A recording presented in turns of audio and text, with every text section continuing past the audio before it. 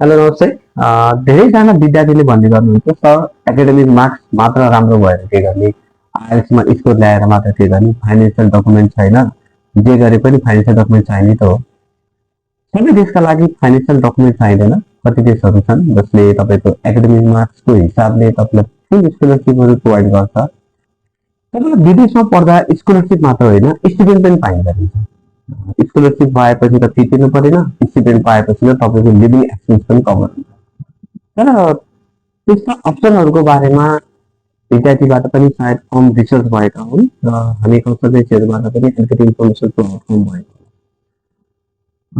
यस्तोमा एप्लाई गरिरहँदाखेरि तपाईँसँग एउटा प्यासेज एकदम हाई लेभलको चाहिन्छ र तपाईँको एकाडेमिक मार्क्स त राम्रो चाहियो चाहियो र तपाईँ अलिकति धेरै समय खर्च नगरिकन म सर्ट ड्युरेसनमा विदेश जान चाहन्छु अथवा चाहिँ मलाई अलिकति डाउट छ मेरो प्रोफाइलले 100% स्कलरसिप पाउला कि नपाउला भन्ने सोच्नु भएको छ भने पनि there are lot of option जसमा चाहिँ थोरै फी तिरेर हामीले वर्ल्ड क्लास एजुकेसन पाउन सक्छौँ र आफ्नो फ्युचरलाई हामीले जसरी स्कलरसिप पाएपछि सेक्योर देखेका हुन्छौँ त्यसरी नै अगाडि बढाउन चाहिँ सक्छौँ।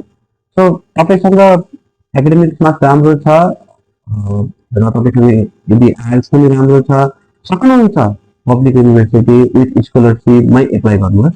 होइन तपाईँसँग सबै राम्रो त छ तर अलिकति समयको अभाव छ र अलिकति डाउटमा हुनुहुन्छ भने धेरै अप्सनहरू छन् जसमा चाहिँ थोरै पैसा लगानी गरेर तपाईँले राम्रो क्वालिटी एजुकेसन पाउन सक्नुहुन्छ। For more details please visit ocean education consultancy.